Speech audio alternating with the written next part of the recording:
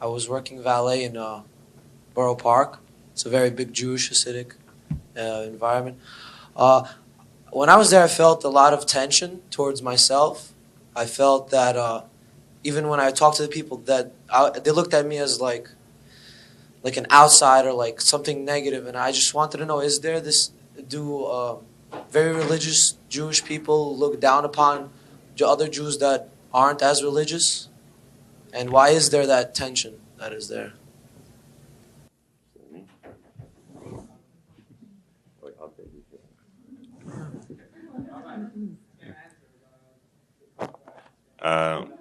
It's true. Listen, there are different models within the Jewish religious world of how they deal with others, so to speak, people who are not in their community.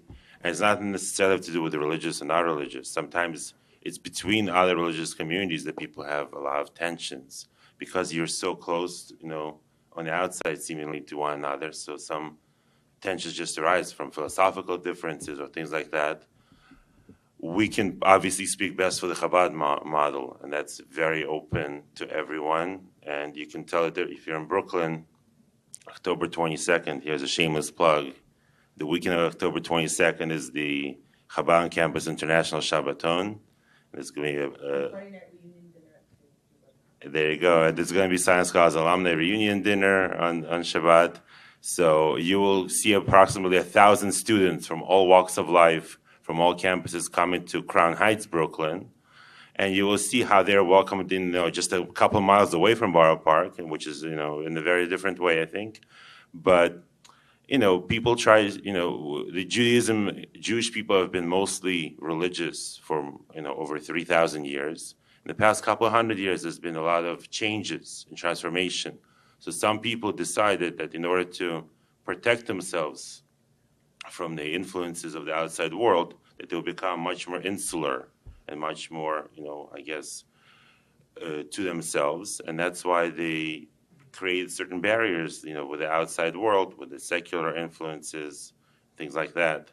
So I think that's basically the approach that they take. Here in Chabad, it's very, very different. And I hope you feel that, that we don't look down on anyone at all. Because originally when Baal Shem Tov began Hasidic movement, he said, you never know how great a person is. We're not, we have no idea how great every soul could possibly be. I want to add two things about religious people. First of all, not everything religious Jews do is part of Judaism. And secondly, religious people are people. They're not angels. So, in other words, religious people have the same struggles, whether it be what they call temptation or interpersonal relations, have to deal with their emotions, their ego, as anyone else. What makes them religious is that they just chose a very high standard to try to live up to. So sometimes you might find somebody, a religious Jew, doing something that's very questionable, and you just need to remind yourself of these two things. A, just because he or his whole family or his whole block is doing it, and he's religiously Jewish, it doesn't mean it's mandated, called for, or even condoned in Judaism. And B, he's struggling like everybody else. So just because he chose to live by a high standard, and we don't want him to judge us, sometimes we need to say, okay, I'm not going to judge you, and although you are asking yourself to live by a high standard, I can cut you some slack sometime as well. I would just add, a lot of times the interaction comes up because we're moving between different communities, and it feels weird to be judged, but it just means that there's a different standard. A lot of this stuff is sociological. So, for example, let's say there was a kid that comes to your school and he's wearing, Wrangler jeans and a polo he got not from a good store, but let's say Walmart, has a W right here, and he has it buttoned up. And instead of nice shoes, he's wearing I don't know, what's really dorky shoes. But he basically bought his entire college wardrobe at Walmart. And he's trying to be one of your boys. What would happen to him? Seriously, what would happen to him? Yeah. let me ask you a question. If you're at a club and some dude that has Walmart jeans on, it's just not going to happen. So basically, what I'm trying to say is you're wearing Walmart jeans.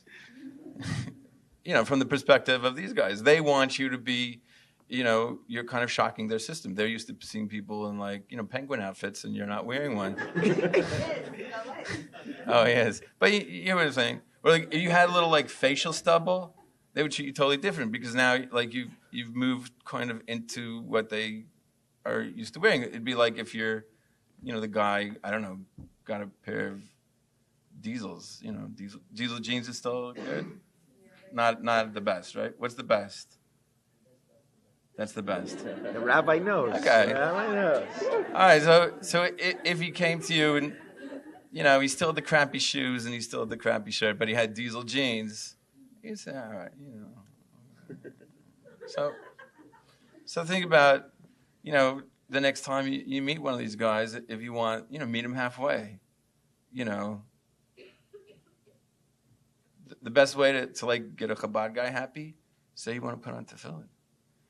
And then you be in forever. Okay, so Hold on, we're gonna take a question in a second. Just to put some thoughts into your head, you have an opportunity now to think about what are you afraid most about Judaism? When do you think well, if I do something Jewish, no, I don't want to ever be associated with that, or I'd never go that. That's a crazy thing in Judaism.